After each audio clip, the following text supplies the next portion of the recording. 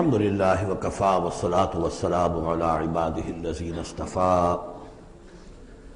اما بعد فقد قال اللہ تبارک وتعالی کما ورد فی سورۃ محمد صلی اللہ علیہ وسلم اعوذ باللہ من الشیطان الرجیم بسم اللہ الرحمن الرحیم مثل الجنۃ التي وعد المتقون فيها انہار من ماء غیر آسن وانہار من لبن لم يتغیر طعمه وانہار من خمر لذۃ للشاربین وانہار من عسل مصفى ولهم فيها من كل الثمرات ومغفرۃ من ربهم كمن هو خالد في النار وسقوا ماء حمیما فقطع امعاءهم صدق اللہ العظیم۔ مثال اس جنت کی جس کا وعدہ کیا گیا ہے متقیوں سے، اس میں نہریں ہیں پانی کی جن میں کوئی بو نہیں، اور نہریں ہیں دودھ کی جس کا ذائقہ تبدیل نہیں ہوتا، وانہار من خمر، اور ایسی شراب کی نہریں کہ جو لذت والی ہے پینے والوں کے لیے، وانہار من عسل مصفى، اور نہریں ہیں ایسے شہد کی جس کو صاف کیا جا چکا ہو، جھاگ اتارا جا چکا ہو، وَلَهُمْ فِيهَا مِنْ كُلِّ الثَّمَرَاتِ، اور پھر مزید برآں ان کے لیے ہوں گے وہاں تمام میوے، تمام پھل، وَمَغْفِرَةٌ مِّن رَبِّكُمْ، اور مغفرت ہوگی ان کے رب کی طرف سے۔ بھلا یہ لوگ کمن ہوا خالد فی النار، بھلا وہ لوگ کہ جو ان جنتوں میں ہوں گے ان کے برابر ہو سکتے ہیں وہ کہ جو ہے آگ میں، جو رہیں گے ہمیشہ آگ میں، وسقوا ماء حمیما، اور انہیں پینے کو دیا جائے گا کھولتا ہوا پانی، فقطع امعاءہم، جو ان کی اتلیوں کو کاٹ کر رکھ دے گا۔ ومنہم من یستمع الیک، اب یہاں سے جو اصل مضمون اس سورہ مبارکہ کا ہے، جو میں پہلے عرض کر چکا ہوں کہ قتال سے جو طبیعت اب گھبرا رہی تھی کچھ لوگوں کی، خاص طور پر جن کے دلوں میں رعب تھا، منافقت تھی، ان کی کیفیت ہے جو اس سورہ مبارکہ میں بڑی تفصیل سے آئے گی۔ وَمِنْهُمْ مَنْ يَسْتَمِعُ إِلَيْكَ، ان میں سے کچھ لوگ ایسے بھی ہیں جو اے نبی آپ کی بات بڑی توجہ سے سنتے ہیں، حتیٰ اذا خرجوا من عندك، یہاں تک کہ جب وہ آپ کے پاس سے نکل کر باہر جاتے ہیں، قالوا للذین اوتوا العلم ماذا قال آنفا، تو وہ کہتے ہیں ان کو کہ جنہیں علم دیا گیا، کیا کہا انہوں نے، اب یہ نئی بات آج کیا کہہ دی انہوں نے۔ یہ اوت العلم سے مراد اہل ایمان بھی ہو سکتے ہیں کہ وہ لوگ اہل ایمان میں سے جو لوگ ان میں زیادہ سمجھدار ہیں اور جن کو سمجھتے ہیں کہ زیادہ ان کو اللہ نے فہم عطا فرمایا، ان سے پوچھتے ہیں یہ بات کچھ سمجھ میں نہیں آئی جو آج کہی ہے محمد نے صلی اللہ علیہ وسلم، یا پھر یہ اہل کتاب سے جا کر پوچھتے ہیں جو علم والے جن کو علم پہلے دیا گیا تھا، ماذا قال آنفا، یہ کیا کہہ دیا، یعنی جنگ کے بارے میں جو بھی اب کوئی تجویز ہو رہی ہے، اقدام کا مرحلہ ہے، نکلنا ہے، قریش کے قافلوں کا پیچھا کرنا ہے، ماذا قال آنفا اولئک الذین طبع اللہ علی قلوبہم، یہ وہ لوگ ہیں کہ جن کے دلوں پر اللہ تعالیٰ نے مہر کر دی ہے، واتبعوا اہواءہم، اور یہ اپنی خواہشات کی پیروی کر رہے ہیں، یعنی یہ ہچکچاہٹ جن کے اندر پیدا ہو گئی ہے، در حقیقت یہ نشانی ہے اس بات کی کہ ان کے دلوں میں منافقت پیدا ہو چکی ہے۔ والذین اہتدوا زادہم ھدی، اور جو ہدایت پر ہے اللہ تعالیٰ نے ان کی ہدایت میں اضافہ کیا ہے، اس نئے مرحلے کے آنے سے ان کے جوش ایمان میں اور ذوق شہادت میں اضافہ ہو گیا ہے۔ وآتاہم تقواہم، اللہ تعالیٰ نے انہیں ان کے تقوی میں اور اضافہ فرمایا ہے۔ فَهَلْ يَنظُرُونَ إِلَّا السَّاعَةَ أَن تَأْتِيَهُم بَغْتَةً، تو یہ کس چیز کے منتظر ہے سوائے قیامت کے کہ وہ آ دھمکے ان پر اچانک۔ فَقَدْ جَاءَ أَشْرَاطُهَا، اس کی علامتیں تو آ چکی ہیں، یعنی قیامت کی سب سے بڑی علامت جو ہے وہ در حقیقت حضور صلی اللہ علیہ وسلم کی بعثت ہے، جو کہ آپ آخری رسول ہیں، اور آپ نے فرمایا بھی ہے کہ بعثت انا والساعۃ کہاتین، دونوں انگلیوں کو آپ نے جوڑا، میں اور قیامت اس طریقے سے جڑے ہوئے، اب میرے بعد کوئی اور نبی نہیں، انا آخر المرسلین وانتم آخر الامم، میں آخری رسول ہوں تم آخری امت ہو، تو اب آپ کے بعد تو قیامت ہی آنی ہے۔ فَأَنَّىٰ لَهُمْ إِذَا جَاءَتْهُمْ ذِكْرَاهُمْ، تو جب وہ آ جائے گی ان پر دھمک آ جائے گی، آ دھمکے گی، تو پھر اس وقت ان کا یاد کرنا یا نصیحت اخذ کرنا یا سبق حاصل کرنا ان کے کس کام کا ہوگا۔ فَاعْلَمْ أَنَّهُ لَا إِلَٰهَ إِلَّا اللَّهُ وَاسْتَغْفِرْ لِذَنبِكَ، بس جان لو کہ اللہ کے سوا کوئی معبود نہیں، اور اپنی خطاؤں کے لیے اللہ سے استغفار کرو۔ اب یہاں ایک تو یہ ہے کہ یہ بات خطاب کر کے حضور سے کہی جا رہی ہے واحد کے صیغے میں، اس حوالے سے ایک تعویل تو یہ ہو سکتی ہے کہ یہ حقیقت میں حضور کی وساطت سے آپ کی امت سے کہی جا رہی ہے، لیکن یہ ہے کہ اس میں علماء نے یہ بات بھی نکالی ہے کہ یہاں حضور مخاطب ہے، اور حضور کی مخاطبت میں یہ پہلو موجود ہے کہ حضور کے گناہ کا معاملہ جو ہے ہم اپنے گناہ پر قیاس نہ کریں۔ حسنات الابرار سیئات المقربین، حضور کی تو جو انٹینسٹی ہوتی تھی تعلق با اللہ کی شدید، اس میں ذرا سی کمی آتی تھی تو آپ اسے بھی سمجھتے تھے کہ بہت بڑی کوتاہی مجھ سے ہو گئی ہے۔ گویا کہ ہمارے لیے تو کہیں بمشکل کبھی اللہ تعالیٰ کی خصوصی عنایت سے طبیعت کے اندر انشراح ہو جائے تو یہ بہت بڑی نعمت ہے، اور حضور کے لیے وہ تو انشراح تو ہر وقت رہتا ہی تھا۔ اگر ذرا سا کہیں کسی مسئلے میں تھوڑی سی اس انشراح کی شدت میں کمی آ جائے تو آپ اسے بہت بڑی اپنی کوتاہی، بڑا گناہ سمجھتے تھے۔ ویسے میری ایک ذاتی رائے بھی ہے، وہ میں اگلی صورت میں آ کر اس بات کو پورے طور سے واضح کروں گا کہ یہاں حضور کی خطا سے مراد یہ ہے کہ جو بھی اس جد و جہد میں کہیں کوئی کوتاہی رہ گئی ہے، اور وہ کوتاہی اگر دوسرے مسلمانوں سے ہوئی ہے، تب بھی جیسا کہ آپ کو معلوم ہے کہ جنگ اگرچہ سب مل کر لڑتے ہیں، سپاہی بھی لڑتا ہے، لیکن یہ کہ صحرا بنتا ہے تو جو کمانڈر ہوتا ہے، سپہ سالار ہوتا ہے، فتح اس کے کھاتے میں جاتی ہے۔ اسی طریقے سے شکست ہو جائے تو شکست کا جو کلنک کا ٹیکا ہے وہ بھی ظاہر بات ہے کہ سپہ سالار کے ماتھے پر لگے گا، چاہے اس میں غلطی کسی اور کی ہو جائے۔ اس اعتبار سے اگر کہیں کسی سے کوئی کوتاہی ہوئی ہے تو گویا کہ وہ حضور صلی اللہ علیہ وسلم کی جد و جہد ہونے کے اعتبار سے کہ آپ ہی کی قیادت میں ہو رہی ہے، تو اس جد و جہد کے اندر کہیں کوئی کوتاہی یا کمی جو ہے اس کا ذکر ہو رہا ہے۔ وَلِلْمُؤْمِنِينَ وَالْمُؤْمِنَاتِ، اے نبی آپ استغفار کیجئے اپنی خطا، آپ تقصیر کا بھی، اور اہل ایمان مردوں اور عورتوں کے لیے بھی۔ وَاللَّهُ يَعْلَمُ مُتَقَلَّبَكُمْ وَمَثْوَاكُمْ، اللہ خوب جانتا ہے کہاں تمہیں لوٹ کر جانا ہے، بازگشت تمہاری کہاں ہے، اور کہاں تمہارا اصل گھر ہے مستقل، تمہارا ٹھکانہ کہاں ہے، یعنی آخرت، بہشت۔ وَيَقُولُ الَّذِينَ آمَنُوا لَوْلَا نُزِّلَتْ سُورَةٌ، اور کہتے ہیں یہ لوگ جو ایمان کے دعوے دار ہیں کیوں نہیں کوئی سورت نازل ہوئی۔ یہ بہت اہم آیت ہے اس سورت کی، کہ اصل میں حضور نے جب وہ چھوٹی چھوٹی مہمیں بھیجنی شروع کر دی تھی، اس وقت تک کوئی ایسی صحیح آیت جب اللہ کے راستے میں نکلو اور قتال کرو شاید نازل نہیں ہوئی۔ اذن کے درجے میں تو بات آ گئی کہ سورہ حج کے اندر آیت نازل ہو گئی تھی، لیکن سورہ حج کو بھی بعض حضرات چونکہ مدنی سمجھتے ہیں تو ہو سکتا ہے وہ بھی اس کے بعد نازل ہوئی ہو اگر وہ رائے صحیح ہو۔ باقی سورہ بقرہ کے اندر جو آیات آئی ہیں وہ بھی یہ ہے کہ جب وہ تم سے جنگ کریں، قاتلوا فی سبیل اللہ الذین یقاتلونکم، اور بظاہر ہجرت کے بعد ابتدا ابھی مکے والوں کی طرف سے نہیں ہوئی تھی، انیشیٹو حضور نے لیا ہے، چھوٹے چھوٹے دستے آپ نے بھیجنے شروع کر دیے، ان کا گھیراؤ گویا کہ آپ کر رہے۔ ایک تو پولیٹیکل آئسولیشن آف قریش، کہ جہاں بھی آپ گئے 4 مہموں میں تو آپ خود بھی تشریف لے گئے، 8 مہمات ہیں کل بدر سے پہلے، جن میں سے 4 میں آپ نے بھی شرکت فرمائی، اس لیے وہ غزوات کہلاتے ہیں۔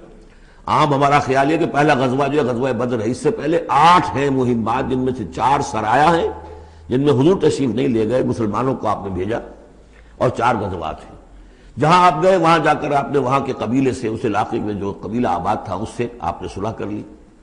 اب یا تو وہ پہلے حلیف تھا قریش کا، اب حلیف بن گیا وہ حضور کا صلی اللہ علیہ وسلم، یا یہ کہ نیوٹرل بن گیا، اس نے کہا کہ نہ ہم آپ کی مدد کریں گے قریش کے خلاف، نہ قریش کی مدد کریں گے آپ کے خلاف۔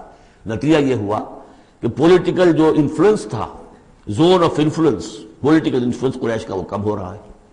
پھر آپ نے قافلوں کا پیچھا کیا تو اس سے اندازہ ہوا کہ اب ان کی لائف لائن جو ہے، ان کی تو شہرت تھی وہ، اس کے اوپر آپ نے ہاتھ ڈالا۔ یہ چیزیں چونکہ آپ کی طرف سے ہوئی ہیں، اس وقت تک مکے والوں کی طرف سے جو بھی کچھ انہوں نے کیا، مکے میں ستایا، مارا پیٹا، وہ تھے اپنی جگہ۔ ہجرت کے بعد ان کی طرف سے کوئی اقدام نہیں ہوا۔ اس پر یہ لوگ جو تھے، جو ذرا اس جنگ وغیرہ سے اور اس معاملے سے اپرا رہے تھے، تو ان کو ایک دلیل ملی ہوئی تھی، وہ کہتے تھے لولا نزلت سورۃ، کیوں نہیں کوئی سورت نازل ہو جاتی۔ یہ تو محمد صلی اللہ علیہ وسلم نے خود ہی اپنا ایک سلسلہ شروع کر دیا ہے اپنی ذاتی رائے سے۔ ان کا خیال ہوگا جیسے کوئی مہم جو انسان ہوتا ہے، تو شاید اسی طریقے سے اب یہ جو ہے مہم جو انسان بن گئے۔ لولا نزلت سورۃ فاذا انزلت سورۃ محکمۃ، پھر جب ایک محکم سورت نازل کر دی گئی، وذکر فیہا القتال، اور اس میں قتال کا حکم آ گیا۔ رأیت الذین فی قلوبہم مرض، تو اب تم دیکھو گے ان لوگوں کو کہ جن کے دلوں میں روگ ہے، ینظرون الیک نظر المغشی علیہ من الموت، اب آپ کی طرف ایسے دیکھیں گے جیسے وہ شخص دیکھتا ہے جس پر موت کی غشی طاری ہو رہی ہوتی ہے۔ دلیل ان کی ختم ہو گئی۔ اب وہ کہتے تھے کہ آیت اترے، کو قرآن نازل ہو جس سے معلوم ہو کہ اب قتال ہے، یہ اللہ کا حکم ہے۔ اسی لیے اسی آیت میں جو لفظ قتال آیا ہے، اسی کے حوالے سے اس سورت کا نام سورہ قتال بھی ہے۔ فَإِذَا أُنزِلَتْ سُورَةٌ مُحْكَمَةٌ وَذُكِرَ فِيهَا الْقِتَالُ رَأَيْتَ الَّذِينَ فِي قُلُوبِهِم مَّرَضٌ يَنظُرُونَ إِلَيْكَ نَظَرَ الْمَغْشِيِّ عَلَيْهِ مِنَ الْمَوْتِ فَأَوْلَىٰ لَهُمْ، تو افسوس ہے ان پر، بربادی ہے ان کے لیے۔ طاعۃ وقول معروف، دیکھو ایمان لائے ہو، ایمان کا دعویٰ کر رہے ہو تو اطاعت لازم ہے تم پر، طاعۃ وقول معروف، ہاں کوئی مشورہ دینا ہے، بھلی بات کہنی ہے، کوئی حرج نہیں ہے، مشورہ دے سکتے ہو، اچھی بات کہہ سکتے ہو، لیکن اطاعت کرنی پڑے گی۔ فَإِذَا عَزَمَ الْأَمْرُ، مشورے کے بعد جب فیصلہ ہو جائے، ایک بات طے ہو جائے، فَلَوْ صَدَقُوا اللَّهَ لَكَانَ خَيْرًا لَهُمْ، تو اب اگر انہوں نے جو وعدہ اللہ سے کیا ہوا تھا اور جو میثاق ایمان ان کا ہے اس کو اگر یہ سچا کریں گے، ثابت ہوں گے سچے، تبھی ان کی خیریت ہے، تبھی ان کے لیے بہتری ہے۔ فَهَلْ عَصَيْتُمْ إِن تَوَلَّيْتُمْ أَن تُفْسِدُوا فِي الْأَرْضِ وَتُقَطِّعُوا أَرْحَامَكُمْ۔ اس آیت کے دو ترجمے کیے گئے ہیں، پہلے میں وہ ترجمہ کر رہا ہوں کہ جو شیخ الہند کا بھی ہے اور مجھے اسی سے اتفاق ہے، کہ تم ذرا سوچو، اگر جس حال میں اس وقت تم ہو، اگر تمہیں حکومت مل جائے، تم والی بن جاؤ، تمہیں یہاں اقتدار مل جائے اس جزیرہ نما عرب میں، تو تمہاری ابھی چونکہ پوری تربیت نہیں ہوئی ہے، خاص طور پر ظاہر بات ہے کہ جو انصار مدینہ تھے ابھی ایمان لائے تھے، ان کی تربیت تو نہیں ہوئی، ان میں ایک بڑی تعداد ایسے لوگوں کی بھی شامل تھی، آپ کو معلوم ہے کہ جو منافق تھے، آخر غزوہ احد میں 1/3 نفری جو ہے وہ نکل کر چلی گئی تھی، تو معلوم ہوا کہ اس میں اتنی بڑی تعداد میں منافق بھی تھے۔ اگر اس حال میں تمہیں کہیں حکومت مل جائے تو تم کیا کرو گے؟ تفسدوا فی الارض، زمین میں فساد مچاؤ گے، وتقطعوا ارحامکم، اور اپنے رحمی رشتے کاٹو گے۔ یہ بات سمجھنی چاہیے ان جماعتوں کو بھی کہ جو چاہے اپنے دارشت میں دین کے لیے اقتدار حاصل کرنا چاہتی ہیں، کہ ہم دین کو قائم کرنے کے لیے چاہتے ہیں کہ ہمارا غلبہ ہو، لیکن یہ کہ اگر وہ اپنے کارکنوں کی تربیت پر زور نہیں دیں گے، ان میں خلوص اور اخلاص اور للہیت، خالص اللہ کے لیے جو کرنا ہے اللہ کے لیے اور دین کے احکام کے مطابق، اگر ان جماعتوں کے کارکن جو ہیں وہ اس کی پوری تربیت یافتہ نہیں ہوں گے، تو ہو سکتا ہے کہ بجائے اگر انہیں کہیں اختیار مل جائے تو بجائے کہ اصلاح کے اور فساد ہو جائے۔ اور پہلا فساد تو اس اعتبار سے کہ بہرحال وہ لوگ فاسق اور فاجر تھے، انہوں نے جو فساد مچایا سو مچایا، لیکن اگر دین کے نام پر کہیں فساد مچ جائے تو پھر دین بدنام ہو جائے گا۔ یہ ہے مضمون کہ جو یہاں اس آیت میں آیا ہے کہ ابھی تمہیں امتحانوں میں سے گزرنا پڑے گا، بھٹیوں میں سے نکلو گے تب تم زرے خالص بنو گے اور کندن بنو گے۔ ایک ترجمہ یہ کیا گیا ہے ان تولیتم، مطلب اگر تم منہ موڑ لو گے، قتال نہیں کرو گے، تو اس کا نتیجہ یہ نکلے گا کہ زمین میں فساد ہوگا اور تم اپنے رحمی رشتے قطع کرو گے۔ لیکن میرے نزدیک پہلا مضمون، یہ ترجمہ میں آپ کو پڑھ کر سنا رہا ہوں، شیخ الہند کا ہے۔ پھر تم سے یہ بھی توقع ہے کہ اگر تم کو حکومت مل جائے تو خرابی ڈالو ملک میں اور قطع کرو اپنی قرابتیں، مجھے اسی سے اتفاق ہے۔ اولئک الذین لعنہم اللہ فاصمہم واعمی ابصارہم، یہ وہ لوگ ہیں کہ جن پر اللہ تعالیٰ نے لعنت کی ہے اور انہیں بہرا بھی کر دیا ہے اور ان کی نگاہوں کو اندھا کر دیا ہے۔ افلا یتدبرون القرآن ام علی قلوب اقفالها، کیا یہ قرآن پر تدبر نہیں کرتے؟ قرآن پر تدبر کریں، اس کے بین السطور بھی تو پڑھیں۔ غلبہ دین کی جد و جہد میں یہ سارے مراحل آنے والے ہیں، یہ تو ان سے پہلے کہہ دیا گیا تھا، سورہ عنکبوت میں آ چکا تھا۔ احسب الناس ان یترکوا ان یقولوا آمنا وهم لا یفتنون، کیا لوگوں نے یہ سمجھا تھا کہ صرف یہ کہنے سے کہ ہم ایمان لائے انہیں چھوڑ دیا جائے گا اور بخش دیا جائے گا اور انہیں آزمایا نہیں جائے گا؟ وَلَقَدْ فَتَنَّا الَّذِينَ مِن قَبْلِهِمْ فَلَيَعْلَمَنَّ اللَّهُ الَّذِينَ صَدَقُوا وَلَيَعْلَمَنَّ الْكَاذِبِينَ، ہم نے تو ہمیشہ جو بھی ان سے پہلے تھے ان کو بھی آزمایا ہے، اور اللہ تو صاف کھول دے گا، واضح کر دے گا کہ کون حقیقت میں سچے مومن ہیں اور کون جھوٹ موٹ کے مومن بنے ہوئے ہیں۔ اور اسی صورت میں آگے بھی آ گیا فَلَيَعْلَمَنَّ اللَّهُ الَّذِينَ آمَنُوا وَلَيَعْلَمَنَّ الْمُنَافِقِينَ، اللہ تو بالکل دودھ کا دودھ پانی کا پانی جدا کر دے گا کہ اللہ تعالیٰ کھول دے گا کہ کون واقعی مومن اور کون منافق ہے۔ تو کیا یہ لوگ قرآن پر تدبر نہیں کرتے یا ان کے دلوں پر قفل پڑ چکے ہیں؟ ان الذین ارتدوا علی ادبارہم من بعد ما تبین لہم الہدی، یقیناً وہ لوگ جو اپنی پیٹھوں کے بل مڑ جائیں گے اس کے بعد کہ ان پر ہدایت واضح ہو چکی ہو۔ الشیطان سول لہم، شیطان نے در حقیقت ان کے لیے یہ مرحلہ ارتداد کا اور پیچھے مڑ جانے کا آسان کر دیا ہے۔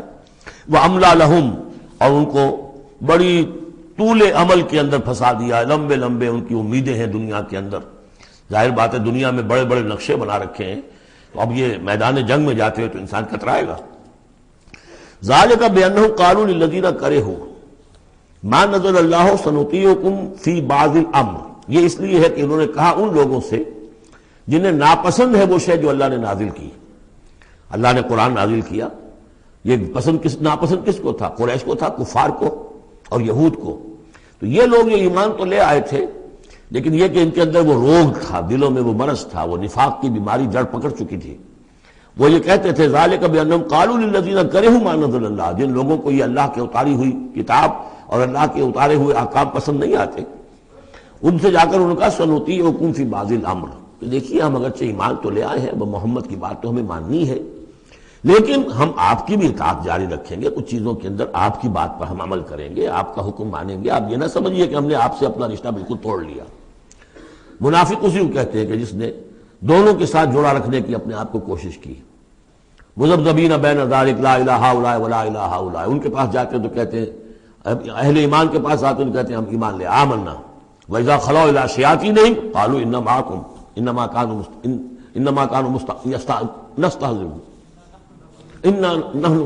نَسْتَهْزِئُونَ إِنَّمَا نَحْنُ مُسْتَهْزِئُونَ وَاللَّهُ يَعْلَمُ إِسْرَارَهُمْ، اور اللہ تعالیٰ کو خوب معلوم ہے جو کچھ کی یہ خفیہ باتیں کرتے ہیں جا کر. فَكَيْفَ إِذَا تَوَفَّتْهُمُ الْمَلَائِكَةُ يَضْرِبُونَ وُجُوهَهُمْ وَأَدْبَارَهُمْ، تو کیا حال ہوگا ان کا جب کہ ان کی جانیں قبض کریں گے فرشتے، ان کے چہروں پر ضرب لگاتے ہوئے اور ان کی پیٹھوں کے اوپر ضرب لگاتے ہوئے. ذالک بانہم اتبعوا ما اسخط اللہ، یہ اس لیے کہ انہوں نے پیروی اس چیز کی جو اللہ کو ناپسند ہے. وکرہوا رضوانہ، اور ناپسند کیا انہوں نے اللہ کی رضا کو. فاحبط اعمالہم، تو اللہ نے ان کے سارے اعمال اکارت کر دیے، حبط کر دیے. یعنی اب تک انہوں نے حضور کے پیچھے نمازیں جو پڑھی ہیں اور جو بھی کوئی نیکیاں کی ہیں، اب جب مرحلہ آ گیا ہے قتال کا اور یہ جی چرا رہے ہیں، تو گویا کہ وہ سارے ان کے اب تک کے جو اعمال ہیں وہ حبط ہو جائیں گے. ام حسب الذین فی قلوبہم مرض ان لن یخرج اللہ اضغانہم، کیا سمجھا تھا ان لوگوں نے کہ جن کے دلوں میں یہ روگ ہے کہ اللہ تعالیٰ ان کے کھوٹ کو ظاہر نہیں کرے گا. وہ اپنے کھوٹ کو اندر جو نفاق کی بیماری لیے پھرتے ہیں اس کو چھپائے رکھ سکیں گے؟ انہوں نے یہ سمجھا تھا. اللہ تعالیٰ نے تو اسے واضح کرنا تھا. فَلَيَعْلَمَنَّ اللَّهُ الَّذِينَ آمَنُوا وَلَيَعْلَمَنَّ الْمُنَافِقِينَ. تو ام حسب الذین فی قلوبہم مرض ان لن یخرج اللہ اضغانہم، انہوں نے سمجھا تھا کہ اللہ تعالیٰ ان کے کھوٹ کو، دلوں کے کھوٹ کو علم نشرہ نہیں کر دے گا. وَلَوْ نَشَاءُ لَأَرَيْنَاكَهُمْ، اور اگر ہم چاہیں تو اے نبی آپ کو دکھا دیں کہ یہ ہیں وہ لوگ. فَلَعَرَفْتَهُمْ بِسِيمَاهُمْ، آپ ان کے چہروں سے انہیں خود ہی پہچان لیں گے. ظاہر بات ہے کہ صادق الایمان شخص کا چہرہ اور ایک منافق کا چہرہ، انسان کے قلب کی کیفیت جو ہوتی ہے وہ تو چہرے کے اوپر جو ہے، face is the index of mind, ذہنی کیفیت جو ہے، قلب کی کیفیت جو ہے وہ چہرے پر ہوتی ہے. فَلَعَرَفْتَهُمْ، تو آپ پہچان ہی چکے ہیں انہیں ان کے چہروں سے. وَلَتَعْرِفَنَّهُمْ فِي لَحْنِ الْقَوْلِ، اور مزید آپ پہچان لیں گے انہیں ان کی گفتگو کے ڈھب سے، انداز سے. گفتگو میں بھی ظاہر بات ہے کچھ چاپلوسی کریں گے، کچھ ہیر پھیر ڈالیں گے. ایک مخلص آدمی کی گفتگو اور ایک اس طرح کے شخص کی گفتگو زمین و آسمان کا فرق ہوتا ہے. واللہ یعلم اعمالکم، اللہ تمہارے اعمال کو خوب جانتا ہے. وَلَنَبْلُوَنَّكُمْ حَتَّى نَعْلَمَ الْمُجَاهِدِينَ مِنْكُمْ وَالصَّابِرِينَ، اور ہم تو لازماً آزمائیں گے تمہیں، یہاں تک کہ ہم، ترجمہ تو ہوگا ہم معلوم کر لیں، ہمیں علم ہو جائے. لیکن چونکہ اہل سنت کا عقیدہ یہ کہ اللہ کا علم تو قدیم ہے، تو یہاں ہم اس کی ترجمانی کرتے ہوئے کہتے ہیں ہم ظاہر کر دیں گے اس کو تاکہ سب کے علم میں آ جائے، سب دیکھ لیں. ہم آزمائیں گے تمہیں یہاں تک کہ سب دیکھ لیں کہ مجاہدین کون ہیں تم میں سے. حتیٰ نعلم المجاہدین منکم والصابرین، اور وہ جو صبر کرنے والے ہیں. وَنَبْلُوَ أَخْبَارَكُمْ، اور ہم تمہارے سارے حالات کی پوری طریقے سے تحقیق کر لیں. یہ تقریباً سمجھیے کہ وہ آیت جو آئی تھی سورہ بقرہ میں، وَلَنَبْلُوَنَّكُمْ بِشَيْءٍ مِّنَ الْخَوْفِ وَالْجُوعِ وَنَقْصٍ مِّنَ الْأَمْوَالِ وَالْأَنفُسِ وَالثَّمَرَاتِ. ابھی وہاں چونکہ قتال کا حکم نہیں آیا تھا، اس لیے وہاں پر ابھی جنگ کا تذکرہ نہیں تھا. یہ تو تھا کہ ہم تمہیں آزمائیں گے بھوک سے اور جان اور مال کے نقصان سے اور ثمرات کے ضیاع سے. لیکن یہاں اسی آیت کو ایکسٹینشن سمجھیے، وَلَنَبْلُوَنَّكُمْ حَتَّى نَعْلَمَ الْمُجَاهِدِينَ مِنْكُمْ وَالصَّابِرِينَ، تاکہ ہم دیکھ لیں کون ہیں وہ جو واقعتاً جہاد کرنے والے ہیں، صبر کرنے والے ہیں، اور ان کی پوری طرح جانچ پرکھ کر لیں. ان الذين كفروا وصدوا عن سبيل الله وشاقوا الرسول من بعد ما تبين له الهدى لن يضروا الله شيئا، یقیناً وہ لوگ جنہوں نے کفر کیا اور جو روکتے رہے لوگوں کو بھی اللہ کے راستے سے اور اللہ کی اور اس کے رسول کی مخالفت میں سرگرم رہے، زدم زدہ میں پڑ گئے، من بعد ما تبین لهم الهدى، اس کے بعد کہ ان کے لیے ہدایت واضح ہو چکی تھی، لن يضروا الله شيئا، وہ اللہ کا کچھ نہیں بگاڑ سکیں گے، وسيحبط اعمالهم، اللہ تعالیٰ ان کے اعمال کو بھی حبط کر دے گا۔ یعنی اس پہلے ذکر تھا منافقین کا، اب یہاں کفار مکہ کا ذکر ہے۔ ان کے اعمال کیا تھے؟ وہی حاجیوں کی خدمت کرتے تھے۔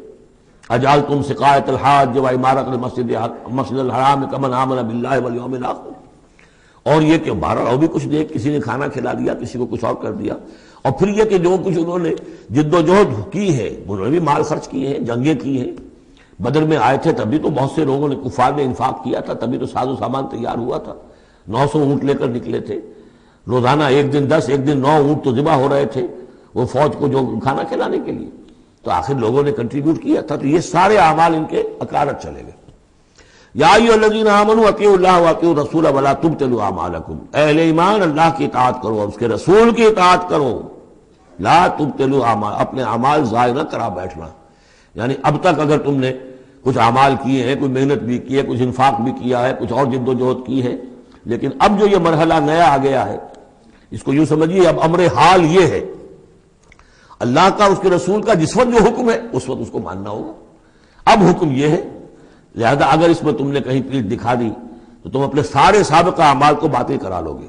ان الذین کفروا وصدوا عن سبیل اللہ ثم ماتوا وهم کفار فلن یغفر اللہ لهم، یقیناً وہ لوگ کہ جنہوں نے کفر کیا اور اللہ کے راستے سے وہ روکتے رہے اور یا رکے رہے، یہ دونوں جیسے میں نے عرض کیا کہ صدا یا صدو جو ہے یہ فعل لازم بھی ہے، فعل متعدی بھی ہے۔ ثم ماتوا وهم کفار، اور وہ مر گئے اسی حال میں کہ وہ کافر تھے، فلن یغفر اللہ لهم، تو ایسے لوگوں کو اللہ تعالیٰ ہرگز نہیں بخشے گا۔ فلا تہنوا، تو اے مسلمانوں تم ڈھیلے نہ پڑو، بودے پن کا مظاہرہ نہ کرو، وتدعوا الی السلم، سیدھا سلم میں، اور تم جو اب یہ کہہ رہے ہو صلح کی بات ہونی چاہیے اور سلامتی کی بات ہونی چاہیے اور خام خواہ کی لڑائی جھگڑا جو ہے اس سے کیا حاصل ہے، یہ جو تم کر رہے ہو یہ نہ کرو۔ فلا تہنوا وتدعوا الی السلم، بلکہ اب جو مرحلہ آ گیا ہے اب تو سرفروشی کا مرحلہ آ گیا ہے، وانتم الاعلون، اور گھبراؤ نہیں، تم ہی سب سے اونچے رہو گے، سربلند رہو گے، غالب ہوگے۔ واللہ معکم، اللہ تمہارے ساتھ ہے، اس کی مدد تمہارے شامل حال ہے۔ ولن یترکم اعمالکم، اللہ تعالیٰ تمہارے اعمال ضائع نہیں کرے گا۔ انما الحیات الدنیا لعب و لہو، یہ دنیا کی زندگی تو کھیل ہے اور کچھ جی کا بہلانا ہے، اس کے سوا کیا ہے؟ آخرت کے مقابلے میں تو یہ دھوکے کا سامان ہے، دھوکے کی ٹٹی ہے۔ وما الحیات الدنیا الا متاع الغرور وان تؤمنوا وتتقوا یؤتکم اجورکم، اگر تم ایمان لاؤ، ایمان پر قائم رہو اور اپنے رب کا تقوی اختیار کیے رکھو، اللہ تعالیٰ تمہیں دے گا تمہارے بدلے، تمہارے اجر۔ ولا یسألکم اموالکم، اور وہ تم سے تمہارے مال نہیں مانگتا، مطلب یہ کہ سارے مال نہیں مانگتا یا تم سے زبردستی مال نہیں مانگتا۔ دیکھیے دونوں چیز ذہن میں رکھیے، اللہ مال تو مانگتا ہے، من ذا الذی یقرض اللہ قرضا حسنا، کون ہے جو اللہ کو قرض حسنا دیتا ہے؟ کتنی مرتبہ کہا اللہ کی راہ میں انفاق کرو، اللہ کی راہ میں انفاق کرو۔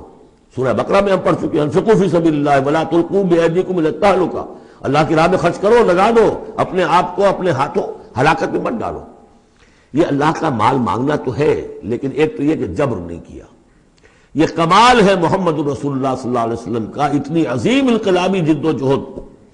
کبھی آپ نے نہیں کہا کہ ایمرجنسی ہے لہذا اب سب کا مال ضبط، فلاں کا مال ضبط، کچھ نہیں، جو بھی تشویق ہے، ترغیب ہے، لیکن جس نے دیا اپنی مرضی سے دیا، سوائے ایک جنگ کے نفیر عام بھی نہیں تھی، تشویق ہے، ترغیب ہے، حرض المؤمنین علی القتال، نکلو اللہ کی راہ میں، شہادت جو ہے اس کو اپنا مقصود سمجھو، شہادت ہے مطلوب و مقصود مومن، جبر نہیں کیا۔ یہ کمال ہے میرے نزدیک، ویسے تو کمال ہر پہلو سے ہے، لیکن یہ نکتہ بھی ذہن میں رکھیے کہ کہیں بھی کسی صورتحال میں جبر کا معاملہ نہیں آیا۔ تو اللہ تعالیٰ تم سے جبرن نہیں مانگتا یا کل کے کل مال نہیں مانگتا۔ ان یسألکموہا، اگر وہ تم سے مانگے تمہارے سارے مال، فیحفکم، اور تم پر سختی کرے، تنگی کرے، تبخلوا، تم بخل سے کام لوگے، ویخرج اضغانکم، اور اللہ ظاہر کر دے گا پھر تمہارے اندر کے کھوٹ کو، جو تمہارا کھوٹ اندر ہے وہ زبانوں پر آ جائے گا، جیسا کہ غزوہ احزاب کے موقع پر آ گیا کہ ما وعدنا اللہ ورسولہ الا غرورا، منافقین نے یہ بات کہہ دی کھلم کھلا کہ اللہ اور اس کے رسول نے تو ہمیں دھوکہ دیا، سب باغ دکھائے، ہاں انتم ہؤلاء تدعون لتنفقوا فی سبیل اللہ، تمہیں بلایا جا رہا ہے، ترغیب دی جا رہی ہے، تمہیں تشویق کی جا رہی ہے کہ تم اللہ کی راہ میں خرچ کرو، لتنفقوا فی سبیل اللہ، فمنکم من یبخل، تم میں سے کوئی وہ بھی ہے جو بخل سے کام لیتے ہیں، ومن یبخل فانما یبخل عن نفسہ، جو کوئی بخل سے کام لے رہا ہے وہ بخل اپنے آپ سے کر رہا ہے، وہ اپنے وہ فائدے چھوڑ رہا ہے کہ جو انفاق سے اسے ملیں گے۔ ایک کے 700 ملتے ہوں تو اگر نہیں دے رہے آپ ایک، تو کس کا گھاٹا کیا؟ اپنا نقصان کیا نا، تو وہ تو اپنی جان سے ہی نفس جو ہے بخل کر رہا ہے۔ واللہ الغنی وانتم الفقراء، اور اللہ تعالیٰ تو غنی ہے، یہ تو تمہارے امتحان کے لیے مانگ رہا ہے تم سے، اللہ کو قرض دو۔ اللہ تعالیٰ تم سے صدقات بھی قبول کر لیتا ہے، وَيَقْبَلُ الصَّدَقَاتِ، صدقات قبول کر لیتا ہے، یہ اللہ تعالیٰ کی طرف سے تمہارے لیے تمہارا اعزاز ہے، اکرام ہے۔ واللہ الغنی، حالانکہ وہ غنی ہے، وانتم الفقراء، اور محتاج اصل میں تم ہو۔ وَإِن تَتَوَلَّوْا، یہ آیت بڑی فیصلہ کن ہے، ان تتولوا، اگر تم پیٹھ پھیر لوگے، یستبدل قوما غیرکم، تو تمہیں ہٹا کر کسی اور قوم کو لے آئے گا، ثم لا یکونوا امثالکم، پھر وہ تمہاری طرح کے نہیں ہوں گے۔ اب یہ ہو سکتا ہے کہ اس کا اطلاق جو ہے اس وقت کے کچھ لوگوں پر بھی ہوا ہو کہ جنہوں نے منافقت کی بنا پر پیٹھ موڑ لی، اللہ نے اپنے نبی کے لیے ان سے زیادہ جو ہے جانثار قسم کے اہل ایمان جو ہے وہ فراہم کر دیے۔ لیکن یہی آیت جو ہے اس اعتبار سے کہ حضور کی بعثت اصلی، بعثت خصوصی امیین کے لیے تھی، بنی اسماعیل اور عرب کے مشرکین جو ان کے تابع تھے، ان کے لیے یہ کہ یہ بات ان سے کہی جا رہی ہے کہ اب تمہیں سے امت بنی ہے، امت المسلمہ کن سے بنی ہے؟ اس کا نیوکلیس اہل عرب، وہی امت عرب کے لوگ۔ اگر یہ مشن جو تمہارے حوالے ہوا ہے، کذالک جعلناکم امۃ وسطا لتکونوا شہداء علی الناس ویکون الرسول علیکم شہیدا، اگر تم نے اس مشن سے منہ موڑ لیا تو اللہ تمہیں ہٹائے گا، معزول کر دے گا، کسی اور قوم کو لے آئے گا۔ چنانچہ میرے نزدیک اس آیت کا ظہور ہوا ہے بتمام و کمال 13ویں صدی عیسوی میں، جبکہ اللہ تعالیٰ نے عربوں کو امت مسلمہ کی قیادت سے معزول کر دیا۔ 1258 عیسوی میں سقوط بغداد ہوا، ہلاکو کے ہاتھوں جو مسلمانوں پر تاتاریوں کے ہاتھوں بیتی ہے، کروڑوں مسلمان قتل ہوئے اس وقت، معمولی نہیں۔ اور آخری خلیفہ بنو عباس کا، اس کو کھینچ کر محل سے گھسیٹ کر باہر نکالا گیا، جانور کی ایک کھال میں لپیٹ کر تاتاریوں نے اپنے گھوڑوں کے سموں تلے اسے کچل دیا۔ وہ گویا کہ عربوں کی کا معزول ہونا تھا امت مسلمہ کی قیادت سے۔ اس کے بعد کچھ عرصہ گزرا ہے، لیکن پھر اللہ نے وہ ایک معجزہ دکھایا کہ انہی تاتاریوں میں سے کتنی قومیں ایمان لے آئیں، ہے آیا فتنہ تاتار کے افسانے سے، پاسماں مل گئے کعبے کو صنم خانے سے۔ پھر وہی تاتاری تھے جن میں سے ترکان تیموری نکل آئے، ترکان صفوی نکل آئے، ترکان سلجوقی ان سے بھی پہلے آ چکے تھے، اور ترکان عثمانی، پھر گریٹ آٹومان امپائر، پھر خلافت بھی اللہ نے پھر وہاں منتقل کر دی۔ 400 برس کا خلافت جو ہے وہ بھی ترکان عثمانی کے پاس رہی۔ ان تتولوا یستبدل قوما غیرکم ثم لا یکونوا امثالکم، صدق اللہ العظیم۔ سورۃ الفتح، تمہیدی باتیں میں پہلے عرض کر چکا ہوں۔ یہ سورہ مبارکہ نازل ہوئی ہے صلح حدیبیہ کے بعد۔ اس کی جو تاریخی پس منظر ہے صرف یہ چند جملے کفایت کریں گے۔ سن 5 میں غزوہ احزاب کے بعد یہ حضور نے صحابہ سے کہہ دیا تھا کہ اب قریش میں وہ دم نہیں رہا کہ اب دوبارہ وہ تم پر چڑھ کر آئیں اور حملہ کریں۔ لن تغزوکم قریش بعد عامکم ھذا ولکنکم تغزونہم، اب انیشیٹو تمہاری طرف سے ہوگا۔ وہ انیشیٹو حضور نے لیا ہے سن 6 میں۔ آپ نے عمرے کا احرام باندھا، اور آپ کے ساتھ 1400، عام طور پر زیادہ بیان ہوتا ہے لیکن بعض روایات میں 1800 صحابہ احرام باندھ کر چلے کہ ہم عمرہ کرنے جا رہے ہیں۔ یہ گویا کہ ایک ٹیسٹ تھا کہ اب قریش کرتے کیا ہیں۔ آپ احرام کے لیے اپنی منزل بہ منزل کرتے ہوئے پہنچ گئے حدیبیہ تک، وہی جگہ جہاں پر کہ پھر صلح ہوئی۔ ادھر قریش کے لیے جو ہے ان کی جان پر بن گئی۔ پہلی بات تو یہ کہ ان کی روایات کے خلاف تھا کہ کوئی آئے عمرے کی نیت سے اور ان کو روک دے، یہ عرب کی روایت نہیں تھی۔ دوسرے یہ کہ اب اگر آنے دیتے ہیں اور مسلمان دنگناتے ہوئے آئیں اس شہر کے اندر عمرہ کریں تو گویا کہ ان کی شکست ہو گئی۔ تو وہاں پر جو بھی ہوا تفصیلات کا تو موقع نہیں ہے۔ ایک طرف تو وہ تلے ہوئے تھے کہ جنگ کریں گے، اور جب حضرت عثمان کو حضور نے بھیجا ہے کچھ سلسلہ جنبانی کے لیے وہاں ان کو روک لیا گیا، خبر مشہور ہو گئی کہ انہیں شہید کر دیا گیا۔ پھر حضور نے بیعت لی، وہ بیعت علی الموت کہلاتی ہے، بیعت علی لا نفر یا بیعت علی الموت، اور اس کا نام ہے بیعت رضوان۔ ایک درخت کے نیچے آپ تشریف فرما ہوئے اور سب نے آ کر آپ سے بیعت کی کہ اب یہاں جانیں دے دیں گے اپنی، سب ہم یہاں پر مرنے کے لیے تیار ہیں، جانیں قربان کر دیں گے، یہاں سے واپس نہیں جائیں گے۔ جب وہاں یہ خبریں پہنچی اور انہوں نے کچھ اور اندازہ کر لیا تھا کہ یہ تو بڑے سرفرے لوگ معلوم ہو رہے ہیں، ان میں سے کوئی جو ہے بھاگنے والا نظر نہیں آتا یہاں سے، تو پھر یہ ہے کہ وہ مجبور ہو گئے کہ اب کو صلح کریں۔ پھر صلح ہوئی، صلح حدیبیہ، لیکن وہ بڑی ان ایکول صلح تھی، اس میں مسلمانوں کے لیے ہیوملیشن تھی، اس لیے کہ یہ طے کر لیا گیا اس میں کہ اگر کوئی مسلمان مدینے سے واپس آئے مکے تو اسے مکے والے واپس نہیں کریں گے، لیکن اگر کوئی مکے سے مدینے جائے گا تو واپس کرنا ہوگا۔ اور وہاں پر ہو بھی یہ گیا، ابو جندل صحابی تھے جن کو کہ اسی نے جو کہ وہاں سے صلح کے لیے گفت و شریک کرنے کے لیے آیا تھا، سہیل بن عمرو، اس کا ہی بیٹا عین اس وقت وہ پہنچ گیا، لیکن صلح کے وہ کاغذات لکھے جا چکے تھے، اس نے معاملہ مچایا، مسلمانوں مجھے پھر قصائیوں کے حوالے کر رہے۔ حضور نے فرمایا کہ اب ابو جندل تم صبر کرو، جو وعدہ ہم کر چکے ہیں ہمیں اس کی پابندی کرنی ہے۔ بہرحال اس کو حضور نے، اگرچہ صحابہ تو اس درجے دلگیر تھے کہ ہم یہ دم کر صلح کیوں کر رہے ہیں، حضرت عمر رضی اللہ تعالیٰ عنہ سے تو بہرحال یہ بھی کہہ دیجئے کہ زیادہ قرب جو انہیں حاصل تھا حضور سے، اس کی بنا پر ان کی یہ ہمت ہو گئی کہ آپ نے وہ سوال جواب بھی کر لیا جس پر آپ پھر ساری عمر پچھتاتے رہے۔ کہ آپ نے پوچھا کہ کیا ہم حق پر نہیں ہیں؟ حضور نے فرمایا ہاں ہم حق پر ہیں۔ کیا آپ اللہ کے رسول نہیں ہیں؟ آپ نے مسکرا کر جواب دیا ہاں میں اللہ کا رسول ہوں۔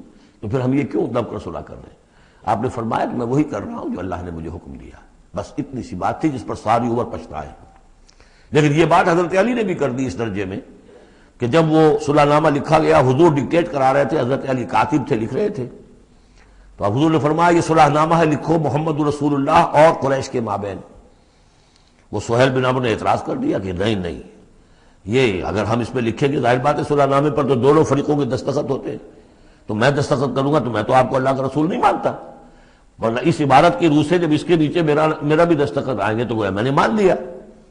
تو حضور نے اس پر بھی مسکرا کر کہا کہ تم مانو نہ مانو میں اللہ کا رسول ہوں، لیکن اے علی مٹا دو یہ رسول اللہ کے لفظ، مٹا دو، وہاں سے لکھ دو یہ معاہدہ ہے محمد ابن عبداللہ اور قریش کے مابین۔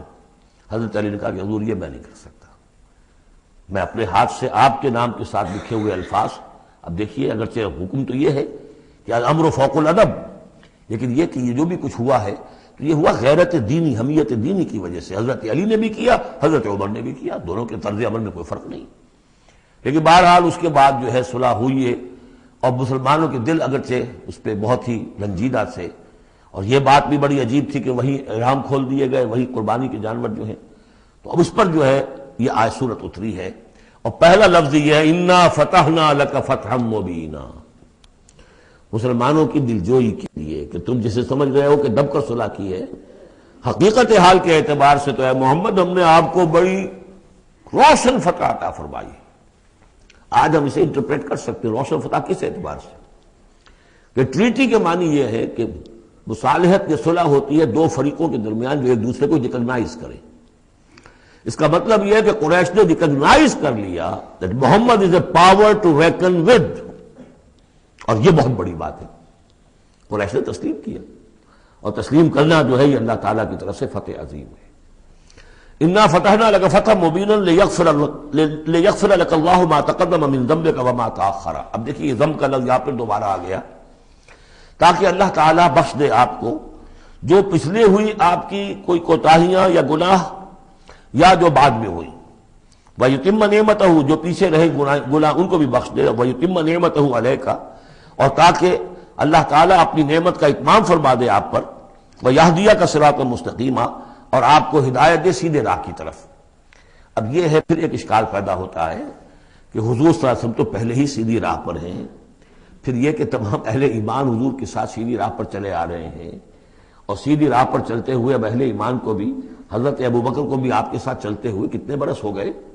18 برس ہو گئے، تو اب ان کے معنی کیا ہو گئے؟ تو اس پہ بہت سی بحثیں ہیں، یہ تو اب میں تفصیل میں نہیں جا سکتا۔ میری توجہ وہی ہے جو میں اس سے پہلے سورہ محمد میں کر چکا ہوں ضم کی، کہ یہ جو جد و جہد ہوئی ہے اس میں اگر کہیں کوئی خامی کوتاہی کسی کی طرف سے ہوئی ہے، چاہے وہ کسی اور مسلمان کی طرف سے ہوئی ہے، صاحب ایمان کی طرف سے ہوئی ہے، غلطی ہوئی ہے، خطا ہوئی ہے، ان سب کی اب اللہ تعالیٰ تلافی فرما دے گا۔ یہ فتح مبین جو ہے وہ ان سب کو کور کر جائے گی، اور یہدیہ کا صراط مستقیم، اب آپ کی یہ جدوجہد بالکل سیدھی تیر کی طرح اپنے ہدف کی طرف بڑھے گی۔ اب اس میں کوئی جو ہے تزلزل نہیں ہوگا، بلکہ آپ کی یہ جدوجہد، اللہ کے دین کی اقامت کی جدوجہد اور اللہ کی حکومت قائم کرنے کی جدوجہد جو ہے سیدھی اپنے ہدف کی طرف بڑھتی چلی جائے گی۔ چنانچہ یتم نعمتہ، وہ تو ہم پڑھ چکے ہیں، الیوم اکملت لکم دینکم واتممت علیکم نعمتی ورضیت لکم الاسلام دینا۔ تو دین کا اتمام ایک تو اس شکل میں کہ قرآن میں دین مکمل ہو جائے، شریعت پوری ہو گئی، لیکن اس سے تکمیل نہیں ہوتی اس معنی میں جب تک اس کی ایک عملی ڈیمانسٹریشن بھی مکمل نہ ہو۔ عملی ڈیمانسٹریشن مکمل ہوتی ہے جب اللہ کی حکومت بالفعل قائم ہو جائے۔ تو اتمام نعمت جو ہے وہ صرف کتاب کے اندر اس شریعت کا پورا بیان ہو جانا اور نظام کا آ جانا، اس سے وہ اتمام بتمام و کمال نہیں ہوتا جب تک کہ اس کی ایک نشانی، اس کا ایک نمونہ جو ہے، اس کی ایک صورت لوگوں کے سامنے نہ آ جائے، آئیڈیل فارم اس کی جو ہے وہ سامنے نہ آ جائے، اس کا نمونہ سامنے آ جائے۔ تو اس کے لیے ضروری ہے کہ اب یہ جدوجہد آپ کی جو ہے سیدھی اب تیز رفتاری کے ساتھ اپنے اصل ہدف یعنی اظہار دین لیظہرہ علی الدین کلہ، اور یہ آیت آ جائے گی اس سورہ مبارکہ کے آخر میں بھی کہ ہم نے بھیجا ہی آپ کو ہے محمد اس لیے ہے کہ آپ اللہ کے دین کو غالب کریں۔ تو وہ اللہ کے دین کے غلبے کی جدوجہد اب تیر کی طرح سیدھی جائے گی۔ اللہ نے ساری اگلی پچھلی اگر کوئی اس میں کمیاں کوتاہیاں رہ گئی ہیں کسی کی طرف سے آپ کے ساتھیوں میں سے، ان سب کی تلافی کے لیے یہ فتح مبین آپ کو عطا کر دی۔ وَيَنْصُرَكَ اللَّهُ نَصْرًا عَزِيزًا، اور اللہ آپ کی مدد کرے گا ایسی مدد کہ جس کے لیے کوئی شکست نہ ہو، بڑی زبردست مدد۔ هُوَ الَّذِي أَنزَلَ السَّكِينَةَ فِي قُلُوبِ الْمُؤْمِنِينَ لِيَزْدَادُوا إِيمَانًا مَعَ إِيمَانِهِمْ، وہی ہے کہ جس نے اہل ایمان کے دلوں میں سکینت نازل کر دی تاکہ ان کے ایمان میں اور اضافہ ہو جائے، تاکہ وہ اور اضافہ کر لیں اپنے ایمان میں، جتنا ایمان ہے اس سے اور بڑھ کر۔ وَلِلَّهِ جُنُودُ السَّمَاوَاتِ وَالْأَرْضِ، اب ظاہر بات ہے کہ اس میں ایک تو کیفیت یہ تھی کہ جو انہیں سکون حاصل تھا کہ وہ تیار تھے سب اپنی جانیں دینے کے لیے، اس کے لیے بھی ایک سکون قلب کے اندر اللہ تعالیٰ نے ان کے پیدا کیا تھا، تبھی تو وہ اس کے لیے آمادہ ہوئے۔ پھر یہ کہ ان کے اندر نظم اور ضبط کا یہ عالم کہ کوئی ایک شخص بھی حق میں نہیں تھا کہ یہ صلح یہاں اس وقت ہو، لیکن محمد رسول اللہ ان کی اطاعت، اس کا سب سے بڑا ٹیسٹ وہاں ہوا ہے۔ اور یہ بات جو میں کہہ رہا ہوں شاید بعض حضرات کو عجیب لگی، کوئی ایک شخص بھی نہیں تھا اس کے حق میں۔ اس کی دلیل کیا ہے؟ اس کی دلیل یہ ہے کہ جب حضور نے جب صلح ہو گئی مکمل، آپ نے فرمایا مسلمان اٹھو، احرام کھول دو اور یہی قربانیاں دے دو۔ کوئی نہیں اٹھا، ایک بھی نہیں اٹھا۔ دوسری مرتبہ کہا آپ نے اٹھو بھائی، اب ہو گیا بات، بس جو ہو گئی، اب یہی احرام کھول دو، کوئی نہیں اٹھا۔ تیسری دفعہ کوئی نہیں اٹھا۔ آپ دلگیر ہو کر، دل گرفتہ ہو کر اپنے خیمے میں چلے گئے۔ ام سلمہ رضی اللہ تعالیٰ عنہ ام المومنین آپ کے ساتھ تھی، ان سے جا کر کہا میں نے 3 مرتبہ مسلمانوں سے کہا ہے کہ اٹھو اور احرام کھول دو، کوئی نہیں اٹھ رہا۔ انہوں نے کہا، مشورہ دیا کہ آپ کسی سے کچھ نہ کہیں، اپنی زبان سے کچھ نہ کہیں، آپ اپنا احرام کھول دیے، بس آپ آئے باہر، آپ نے قربانی دی، احرام کھول دیا۔ اس پر اب سب اٹھ گئے۔ یعنی اصل میں وہ سب کے سب منتظر تھے کہ کیا حضور ہمارا امتحان لے رہے ہیں، یہ کوئی ٹیسٹ ہو رہا ہے، کیا ہو رہا ہے، یا حالت منتظرہ شاید کوئی نئی صورت پیدا ہو جائے، شاید حالات بدل جائیں۔ لیکن ان کے لیے یہ بڑی انہونی سی بات تھی کہ عمرے کی نیت کر کے ہم نے احرام باندھا ہوا، یہاں کیسے کھول دے رہا۔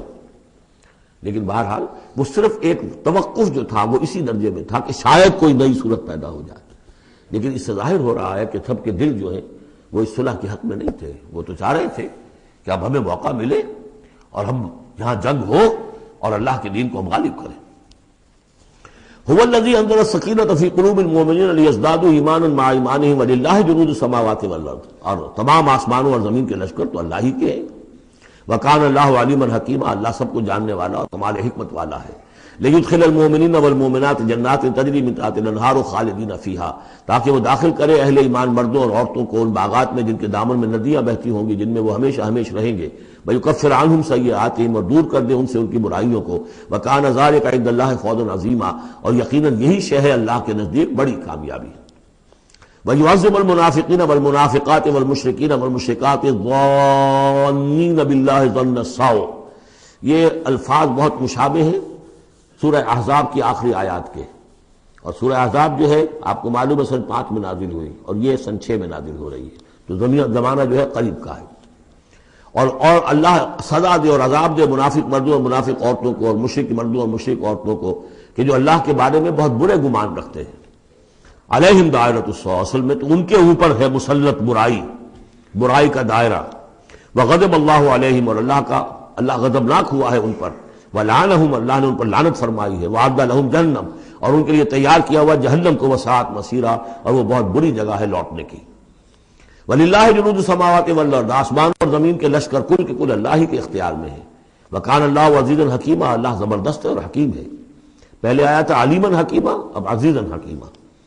انا ارسلناک شاہدا ومبشرا ونذیرا، اے نبی ہم نے بھیجا ہے آپ کو شاہد بنا کر، وہی شاہد، گواہی دینے والا۔ یہاں اپنے قول اور اپنے عمل سے اللہ کے دین کی گواہی دی۔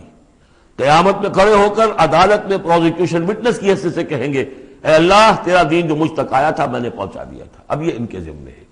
فکیف اذا جئنا من کل امۃ بشہید وجئنا بک علی ہؤلاء شہیدا، ہم نے آپ کو بھیجا ہے گواہ بنا کر اور بشارت دینے والا بنا کر اور خبردار کرنے والا بنا کر، لتؤمنوا باللہ ورسولہ، تاکہ اے مسلمانوں تم ایمان رکھو اللہ پر اور اس کے رسول پر، وتعزروہ وتوقروہ، اور اللہ کے رسول کی تو تم مدد بھی کرو اور ان کی تعظیم کرو، توقیر کرو، وتسبحوہ بکرۃ واصیلا، اور اللہ کی تم تسبیح کرو صبح شام۔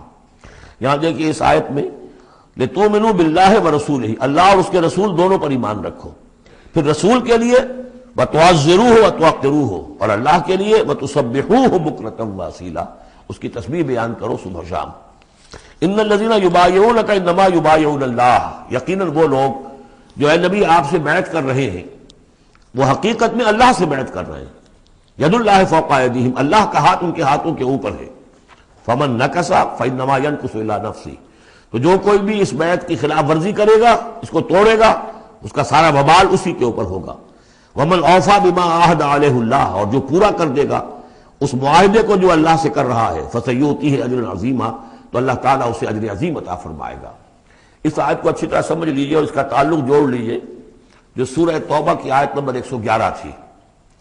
ان اللہ اشترى من المؤمنین انفسهم واموالهم بان لهم الجنہ یقاتلون فی سبیل اللہ فیقتلون ویقتلون وعدا علیہ حقا فی التوراۃ والانجیل والقرآن ومن اوفی بعہدہ من اللہ فاستبشروا ببیعکم الذی بایعتم بہ، اللہ نے اہل ایمان سے ان کی جانیں اور مال خرید لی ہے جنت کے عوض سے۔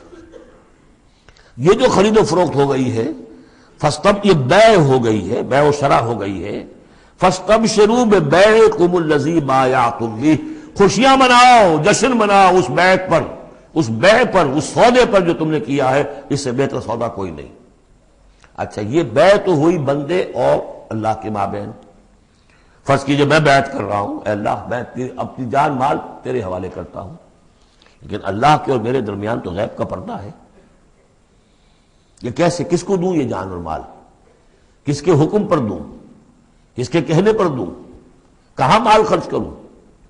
ظاہر بات ہے کہ اس کے لیے کوئی انسان، اب وہ انسان اس وقت ہے محمد الرسول اللہ صلی اللہ علیہ وسلم، بیع اللہ سے، بیعت محمد سے۔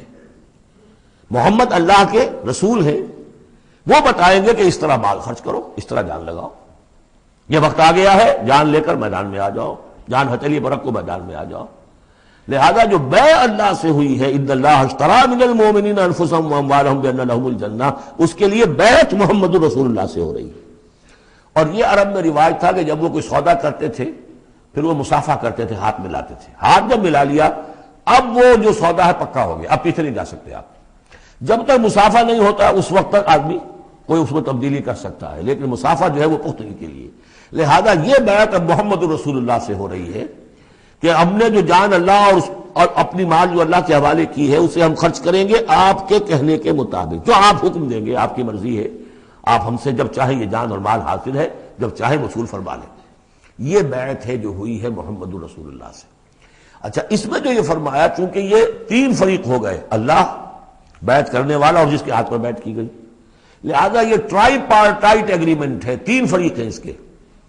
ایک وہ ہے حضور کا ہاتھ جس پر بیعت کرنے والے کا ہاتھ آ گیا، اللہ نے فرمایا تیسرا ہاتھ بھی ہے، وہ تمہیں نظر نہیں آ رہا، ید اللہ فوق ایدیہم، اللہ کا ہاتھ ان کے ہاتھوں کے اوپر ہے۔ تو یہ تین ہاتھ ہیں در حقیقت اس بیعت کے اندر، اس بیعت کے اندر۔ انما ان الذین یبایعونک انما یبایعون اللہ، اصل میں تو بیعت، اور بیعت جو ہو رہی ہے تو اللہ سے ہو رہی ہے۔ فاستبشروا ببیعکم الذی بایعتم بہ، باب مفاعلہ کے اندر بھی وہ آ گیا، تم نے جو باہمی یہ کیا ہے بیع و شراء کا معاملہ، اس میں خوشیاں مناؤ، وہی باب مفاعلہ ہے، وہ یبایعونک۔ ان الذین یبایعونک، اے نبی جو آپ سے یہ بیعت کر رہے ہیں، انما یبایعون اللہ، وہ اللہ سے بیعت کر رہے ہیں۔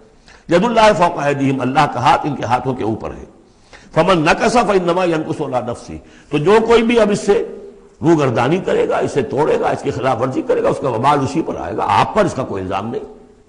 ومن اوفی بما عہد علیہ اللہ فسیؤتیہ اجرا عظیما، اور جو بھی پورا کر دے گا جس کا کہ اس نے وعدہ اللہ سے کیا ہے، یہ معاہدہ اللہ سے ہوا جان اور مال کا۔ اسی لیے سورہ احزاب میں آپ نے پڑھا تھا نا، من المؤمنین رجال صدقوا ما عہد اللہ علیہ فمنہم من قضی نحبہ ومنہم من ینتظر، اہل ایمان میں وہ جوان مرد ہیں جنہوں نے اپنا جو عہد کیا تھا اللہ سے وہ پورا کر دکھایا، سچا کر دیا۔ ان میں سے وہ بھی ہیں جو اپنی نظر پیش کر چکے، اور وہ بھی ہیں جو باقی منتظر ہیں ابھی کہ کب ہماری باری آئے۔ وبال دوش ہے سر جان ناتواں پہ، مگر لگا رکھا ہے تیرے خنجر و ثنا کے لیے، اے اللہ ہم لیے پھر رہے اس سر کو کہ کب تیری راہ میں کٹے اور ہم فارغ ہو جائیں، سمک دوش ہو جائیں، ہمارے کندھے سمک ہو جائیں، ہلکے ہو جائیں، سمک دوش، کندھا ہلکا ہو جائے۔ یہ سر کا بوجھ ہم لگائے ہوئے ہیں اپنے سر پر کہ کب تیری طرف سے حکم آئے ہم نے اپنے سر کٹوائیں اور ہم فارغ ہوں۔ اب اسی کو سمجھ لیجئے کہ حضور کے بعد یہ بیعت کس سے ہوگی؟ جو بھی کوئی داعی اللہ اب کھڑا ہو اللہ کے نام کے، نبی تو نہیں ہوگا، ہوگا امتی۔ اطاعت اس کی ہوگی اللہ اور اس کے رسول کی اطاعت کے نیچے نیچے، اس کے دائرے کے اندر، مستقل بذات اطاعت اس کی نہیں ہوگی۔ لیکن یہ کہ بہرحال اب بھی ضرورت ہوگی کہ کوئی جماعت ہو، کوئی جمعیت ہو، کوئی طاقت ہو، ایک فرد سے جو ہے اکیلا چنا بھاڑ نہیں پھوڑ سکتا۔ دین کو غالب کرنے کی جد و جہد، عقیم الدین جو ہم پڑھائے ہیں، یہ پورا سلسلہ جو ہے مکی صورتوں کا جو ان مدنی صورتوں کے ساتھ منسلک ہے، توحید عملی، اقامت دین، اور جو اس صورت کے اندر آ جائے گا لیظہرہ علی الدین کلہ، اس کے لیے جماعت چاہیے، جمعیت چاہیے۔ تو اب بھی کوئی اللہ کا بندہ ہوگا، آپ اسے ٹھوک بجا کر دیکھ لیں، اطمینان دیکھیں، سوچ دیکھیں اس کی رائے کیا ہے، وہ کیا سمجھتا ہے، اگر وہ دین سے بھی واقف ہے، اگر وہ یہ کہ زمانے کے حالات سے بھی واقف ہے، اس کی شخصیت کو دیکھیے، اس کے ماحول کو دیکھیے، اگر آپ کا دل گواہی دے کہ یہ کوئی بہروپیہ نہیں ہے، یہ واقعتاً سنسیئر آدمی ہے، خلوص کے ساتھ اس کے ہاتھ میں ہاتھ دے کر بیٹھ کے یہ ساتھ چلیے۔ یہی طریقہ مسنون اور منصوص ہے، یہی ایک طریقہ ہے جس کا قرآن مجید میں، یعنی نصوص کسے کہتے ہیں؟ نصوص قرآنی، نصوص حدیث، حدیث میں بھی ذکر ہے تو بیعت کا ہے۔ باقی اور کوئی طریقہ جماعت سازی کا مسنون نہیں ہے، مباح وہ بھی ہے، جو بھی طریقہ اختیار کر لیا مباح ہے، حرام نہیں ہے۔ ممبرشپ ہے، ممبرشپ سے پھر امیر کا منتخب کرنا ہے، 2 سال 4 سال کے بعد پھر انتخاب، ٹھیک ہے، کوئی شے حرام نہیں ہے جب تک کہ اس کی حرمت کے لیے کوئی دلیل نہ ہو۔ لیکن مسنون اور منصوص اور معصور، 3 الفاظ۔ نصوص قرآن و سنت میں جس کا تذکرہ ہے وہ بیعت ہے۔ جو مسنون ہے پوری زندگی حضور کی جو ہے، اس میں کتنی بیعتیں ہوئی ہیں، بیعت عقبہ اولیٰ، بیعت عقبہ ثانیہ، بیعت رضوان، اور پھر یہ کہ نحن الذین بایعوا محمدا علی الجہاد ما بقینا ابدا۔ جب غزوہ احزاب میں جب وہ خندق کھودی جا رہی تھی تو یہ شعر پڑھ رہے تھے صحابہ کرام، ہم ہیں وہ لوگ کہ جنہوں نے محمد سے بیعت کی ہے، جہاد کی، اب یہ جہاد جاری رہے گا جب تک جان میں جان ہے۔ یہ ہے ساری زندگی میں آپ کی یہ بیعت کا نظام تھا۔ اس کے بعد خلافت ہوئی تو بیعت پر ہوئی، حضرت ابو بکر سے بیعت، عمر سے بیعت، مشورہ علیحدہ بات ہے، جب طے ہو گیا کہ اب یہ ہو گیا تو بیعت۔ پھر خلافت میں کچھ غلط رخ پیدا ہو رہا تھا، حضرت حسین رضی اللہ تعالی عنہ اور حضرت عبداللہ ابن زبیر رضی اللہ تعالی عنہما یہ کھڑے ہوئے تو جنہوں نے جمعیت بنائی بیعت کی بنیاد پر بنائی۔ یہ دوسری بات ہے کہ جو کوفی تھے انہوں نے جو بیعت کی تھی حضرت حسین سے وہ توڑ دی انہوں نے، فمن نکث فانما ینکث علی نفسہ۔ اس کے بعد ہمارے ہاں اگر کوئی سلسلہ بنا ہے ارشاد کا، تزکیہ نفس کا، صوفیاء کا، وہ بھی بیعت، بادشاہ ہوتے تھے تو بیعت۔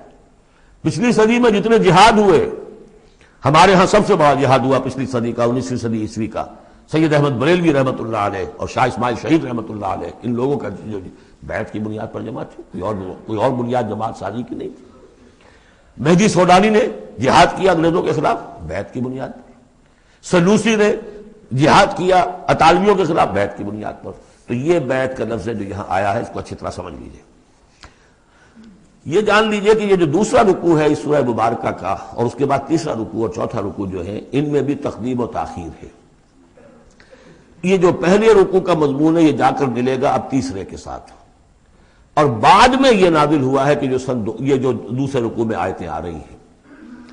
سَيَقُولُ لَكَ الْمُخَلَّفُونَ مِنَ الْأَعْرَابِ شَغَلَتْنَا أَمْوَالُنَا وَأَهْلُونَا، جب حضور واپس پہنچ گئے اور یہ غزوہ جو بیعت رضوان ہو گئی اور پھر صلح حدیبیہ ہو گئی، پھر آپ واپس پہنچے تو جاتے ہوئے گویا کہ ان سے کہا جا رہا ہے حضور سے، جیسے کہ غزوہ تبوک سے واپسی پر جو آیات نازل ہوئی وہ ہم سورہ توبہ میں پڑھ چکے ہیں۔ ان قریب کہیں گے وہ لوگ جو پیچھے رہ جانے والے تھے، من الاعراب، اعراب میں سے، شغلتنا اموالنا واہلونا، حضور نے عام اعلان کروایا تھا، فرض نہیں تھا، سب کے لیے لازم نہیں تھا، عمرے کے لیے چلنے کے لیے کہا تھا چلے، جتنے لوگ چل سکتے ہیں چلے۔ تو اب آئیں گے یہ وہ اعراب جو ہے بادیہ نشین، اور وہ کہیں گے حضور ہم مشغول رہے اپنے اموال میں، اپنے ڈھور ڈنگر کی دیکھ بھال میں، اپنے اہل و عیال میں، ہم آپ کے ساتھ نہیں جا سکے، فاستغفر لنا، تو ہمارے لیے استغفار کیجئے۔ یقولون بألسنتہم ما لیس فی قلوبہم، یہ لوگ اپنے منہ سے وہ کچھ کہہ رہے ہیں اپنی زبانوں سے، ان کے دلوں میں نہیں ہے، دلوں میں کچھ اور ہے۔ یہ منافقوں کا تذکرہ ہو رہا ہے اعراب میں سے۔ قل فمن یملک لکم من اللہ شیئا ان اراد بکم ضرا او اراد بکم نفعا، ان سے کہیے کہ اگر اللہ تعالیٰ نے تمہارے لیے کوئی بھی اگر ضرر کا فیصلہ کیا تھا تو، اور اگر خیر کا فیصلہ کیا تھا تو کون سی چیز روک سکتی ہے؟ من یملک لکم من اللہ شیئا، کون ہے وہ کہ جو اختیار رکھتا ہو تمہارے بارے میں اللہ کی طرف سے کچھ بھی، اگر اس نے ارادہ کیا ہو ضرر کا، یعنی اگر کوئی خرابی ہونی تھی تو کیا تمہارے یہاں ہونے کی وجہ سے رک جانی تھی؟ یا اگر خیر کوئی آنا تھا تو تمہاری غیر موجودگی میں نہیں آ سکتا تھا؟ یعنی پیچھے رہ جانا چاہیے مانیدار، کیوں رہ گئے؟ اگر کوئی خیر آنا تھا وہ تمہاری غیر موجودگی میں بھی آ سکتا ہے، کوئی شر آنا تھا وہ تمہاری موجودگی میں بھی آ سکتا ہے۔ تو جب تمہاری موجودگی اور ناموجودگی اللہ کے اعتبار سے تو بالکل برابر ہے، تو تمہارا یہ بہانہ تراشنا جو ہے یہ صحیح نہیں ہے۔ بل کان اللہ بما تعملون خبیرا، بلکہ تم جو کچھ کرتے رہے ہو اللہ اس سے باخبر ہے۔ وہ کیا ہے؟ اب ان کے دل کی بات اللہ تعالیٰ، ان کے دل میں جو چور تھا، بل ظننتم، تمہیں یہ گمان ہو گیا تھا، ان لن ينقلب الرسول والمؤمنون الى اہلہم ابدا، ان کو یہ گمان ہوا کہ ان کا تو معلوم ہوتا ہے کہ واقعتاً کوئی دماغ خراب ہو گیا مسلمانوں کا، قریش پر چڑھائی کر کے جا رہے ہیں، قریش، یہ تو سمجھیے کہ ان کے لیے ابھی تک عرب میں جو ان کی حیثیت تھی قریش کی، وہ سمجھتے تھے کہ اب تو یہ موت کے منہ میں جا رہے ہیں، اب یہ واپس ان میں سے کوئی آنے والا نہیں ہے۔ بل ظننتم، تم نے یہ گمان کیا تھا، ان لن ينقلب الرسول والمؤمنون الى اہلہم ابدا، کہ اب واپس آئیں گے ہی نہیں رسول اور اہل ایمان اپنے گھر والوں کی طرف۔ وَزُيِّنَ ذَلِكَ فِي قُلُوبِكُمْ، اور یہ تمہارے دلوں میں کھبا دی گئی بات، وَظَنَنْتُمْ ظَنَّ السَّوْءِ، اور تم نے بہت برا گمان کیا، وَكُنْتُمْ قَوْمًا بُورًا، اور تم ہو ہی تباہ ہونے والے لوگ۔ یہ منافقین اعراب کا تذکرہ ہو رہا ہے، اور یہ کب ہو رہا ہے؟ سن 6 میں۔ سن 2 کے اندر جو معاملہ تھا وہ بھی ہم دیکھ چکے، وہ جو سورہ محمد کے اندر آیا معاملہ، جبکہ ابھی یہ مرحلہ شروع ہو رہا تھا، ابھی قتال کا سلسلہ شروع ہونے والا تھا، اس وقت بھی ان کے دلوں میں صلح جوئی، امن سے کام کرو، صلح سے کام کرو، یہ خامخواہ جو ہے یہ اس طرح کی مہم جوئی مناسب نہیں ہے، اس وقت ان کا یہ خیال تھا۔ وَمَن لَّمْ يُؤْمِن بِاللَّهِ وَرَسُولِهِ فَإِنَّ أَعْتَدْنَا لِلْكَافِرِينَ سَعِيرًا، اور جو کوئی اللہ اور اس کے رسول پر ایمان نہ رکھے تو اللہ تعالیٰ نے ایسے کافروں کے لیے تو جہنم تیار کر رکھی ہے۔ وَلِلَّهِ مُلْكُ السَّمَاوَاتِ وَالْأَرْضِ يَغْفِرُ لِمَن يَشَاءُ، اور اللہ آسمانوں اور زمین کی بادشاہی اللہ ہی کے لیے ہے، وہ بخشتا ہے جس کو چاہتا ہے، وَيُعَذِّبُ مَن يَشَاءُ، اور عذاب دے گا جس کو چاہے گا، وَكَانَ اللَّهُ غَفُورًا رَحِيمًا، اور اللہ تعالیٰ غفور الرحیم ہے۔ سَيَقُولُ الْمُخَلَّفُونَ إِذَا انطَلَقْتُمْ إِلَىٰ مَغَانِمَ لِتَأْخُذُوهَا، اب یہ نوٹ کر لیجئے تاریخی اعتبار سے کہ اس کے فوراً بعد جو ہے اگلے ہی سال حضور نے، اب جب کہ قریش سے صلح ہو گئی تو آپ یکسو ہو گئے، ادھر سے کوئی حملہ اب نہیں ہوگا، تو آپ نے اپنی پوری طاقت لے کر خیبر پر حملہ کیا، جو گڑھ بن گیا تھا یہودیوں کا، جو بنو قینقاع اور بنو نذیر نکالے گئے تھے، جا کے وہیں آباد ہو گئے تھے، پہلے سے بھی وہاں پر وہ بڑا گڑھ تھا، ان کے بڑے قلعے تھے، بڑے یعنی فورٹیفائڈ، اور وہاں پر سارا وہ اب حضور نے ان کی جو ہے سرکوبی کی۔ جب حضور خیبر کی طرف جا رہے تھے، اب ان کا ہم بھی چلتے ہیں آپ کے ساتھ، اس لیے انہیں یقین تھا کہ فتح ہوگی اور مال غنیمت آتا آئے گا۔ سَيَقُولُ الْمُخَلَّفُونَ إِذَا انطَلَقْتُمْ إِلَىٰ مَغَانِمَ، اور اے مسلمانوں جب تم اب جاؤ گے غنیمت حاصل کرنے کے لیے، یعنی اب جو غزوہ خیبر کی طرف جو پیش قدمی کرو گے، تو یہی لوگ جو پہلے پیچھے رہ گئے تھے وہ یہ کہیں گے ضرور نہ نتبعکم، ہم بھی آپ کے ساتھ چلیں، اجازت دیجیے۔ یریدون ان یبدلوا کلام اللہ، یہ اللہ کے کلام کو بدل دینا چاہتے ہیں۔ وہ اللہ کا کلام اگلے رکوع میں آ رہا ہے کہ ان کے بارے میں طے کر دیا گیا تھا کہ جو لوگ اس صلح حدیبیہ کے موقع پر نہیں گئے ہیں ساتھ حضور کے، اب ان کو کسی بھی دوسری نیکسٹ جنگ کے اندر شمولیت کی اجازت نہیں ہوگی۔ وہ آگے آ رہا ہے، اس لیے اس کے سمجھنے میں تھوڑی سی دقت ہوتی ہے، لیکن سمجھ لیجئے کہ وہ آگے ہے، اس لیے تقدیم و تاخیر کی میں نے بات آپ سے کی تھی۔ یریدون ان یبدلوا کلام اللہ، یہ چاہتے ہیں کہ اللہ کے کلام کو تبدیل کر دیں، اللہ کے حکم کو بدل دیں۔ قل لن تتبعونا، کہہ دیجئے کہ نہیں اب تم ہمارے ساتھ نہیں جاؤ گے۔ کذالکم قال اللہ من قبل، یہ بات اللہ تعالیٰ پہلے ہی کہہ چکا ہے پہلے، اور اس صورت میں آ رہا ہے ذرا بعد میں۔ فسیقولون بل تحسدوننا، وہ کہیں گے یہ تو آپ لوگ حسد کر رہے ہیں ہم سے، آپ ہمیں ساتھ نہیں لے جانا چاہتے، جبکہ ہمیں اندازہ ہے کہ وہاں پہ غنیمتیں ملیں گی۔ بل کانوا لا یفقہون الا قلیلا، حقیقت یہ ہے کہ یہ فہم ہی نہیں رکھتے، تفقہ ہی نہیں رکھتے مگر بہت ہی تھوڑی۔ قل للمخلفین من الاعراب، یہ جو لوگ رہ گئے تھے پیچھے، یہ بدو لوگ، ان سے کہہ دیجئے ستدعون الی قوم اولی باس شدید، ان قریب پھر تمہیں بلایا جائے گا ایک ایسی قوم کی طرف، ایسے قوم کے مقابلے کی طرف جو بڑی طاقت والی ہوگی۔ تو قاتلونہم او یسلمون، یا تم ان سے قتال کرو گے یا وہ مسلمان ہوں گے اور یا وہ اطاعت قبول کریں گے۔